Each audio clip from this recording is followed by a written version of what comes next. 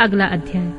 श्री विष्णु और देवताओं से अपराजित दधीच का उनके लिए शाप और शुभ पर अनुग्रह।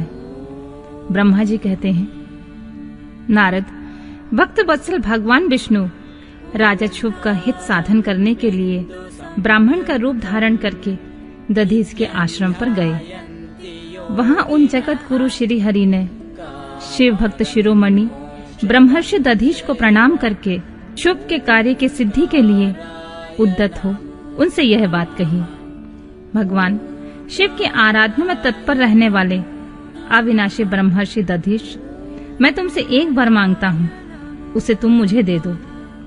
शुभ की कार्य सिद्धि चाहने वाले देवादिदेव श्री हरि के इस प्रकार याचना करने पर शैव शिरोमणि दधीच ने शीघ्र ही भगवान विष्णु से इस प्रकार कहा। बोले, ब्राह्मण, आप क्या चाहते हैं, यह मुझे ज्ञात हो गया है। आप शुभ का काम बनाने के लिए साक्षात भगवान श्री हरि का ब्राह्मण का रूप धारण करके यहाँ आए हैं। इसमें संदेह नहीं है कि आप पूरे मायावी हैं, किंतु देवेश जनार्दन, मुझे भगवान रुद्र की कृपा से भूत भविष्य और वर्तमान तीनों कालों का ज्ञान सदा ही बना रहता है। सुब्रत, मैं आपको जानता हूँ, आप पापहारी श्री हरि एवं विष्णु हैं। यह ब्राह्मण का वेश छोड़िए, दुष्ट बुद्धि वाले राजा शुभ ने आपकी आराधना की है, इसलिए आप यहाँ पधारे हैं। भगवान हरे, आपकी भक्त वत्सलता को भी मैं जानता हूँ। यह छल छोड़िए, अपने रूप को ग्रहण कीजिए और भगवान शंकर के स्मरण में मन लगाइए। मैं भगवान शंकर की आराधना में लगा रहता हूँ। ऐसे दशा में यदि मुझसे किसी को भय हो तो उसे आप यत्न पूर्वक सत्य की शपथ के साथ कहिए। मेरा मन शिव के स्मरण में ही लगा रहता है। मैं कभी झूठ नहीं बोलता हूँ। इस संसार में किसी देवता या दैत्य से भी मुझे भय नहीं होता। श्री विष्णु बोले, उत्तम व्रत का पालन करने वाले दधीच, तुम्हारा भय सर्वथा नष्ट ही है, क्योंकि तुम शिव के आराधना में तत्पर रहते हो, इसलिए सर्वज्ञ हो। परंतु मेरे कहने से तुम एक बार अपने प्रतिद्वंदी राजा शुभ से जाकर यह कह दो कि राजेंद्र, मैं तुमसे डरता हूँ। भगवान विष्णु का यह वचन सुनकर शिरोमणि महामुनि दधीच निर्भय ही रहे और हंसकर बोले, मैं देवादिदेव पिनाकमणि भगवान शंभु के प्रसाद से कहीं कभी किसी से और किंचित मात्र भी नहीं डरता हूँ, सदा ही निर्भय रहता हूँ। इस पर श्री हरि ने मुनि को दबाने की चेष्टा की। देवताओं ने भी उनका साथ दिया, किंतु सबके सभी अस्त्र कुंठित हो गए। तदनंतर भगवान श्री विष्णु ने अगणित गणों की सृष्टि की, परंतु महर्षि ने उनको भी भस्म कर दिया। तब भगवान ने अपनी अनंत विष्णु मूर्ति प्रकट की। यह सब देखकर दधीच ने वहां जगदीश्वर भगवान विष्णु से कहा, महाभावो, महामाया को त्याग दीजिए। विचार करने से यह प्रतिभास मात्र प्रतीत होती है। माधव, मैंने सहस्त्र दुर्विज्ञेय वस्तुओं को जान लिया है। आप मुझ में अपने सहित संपूर्ण जगत को देखिए। निरालस्य होकर मुझ में ब्रह्मा एवं रुद्र का भी दर्शन कीजिए। मैं आपको दिव्य दृष्टि देता हूँ।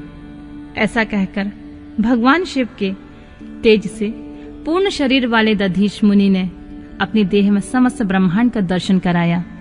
तब भगवान विष्णु ने उन पर पुनः कोप करना चाहा। इतने में ही मेरे साथ राजा शुभ वहां आ गए।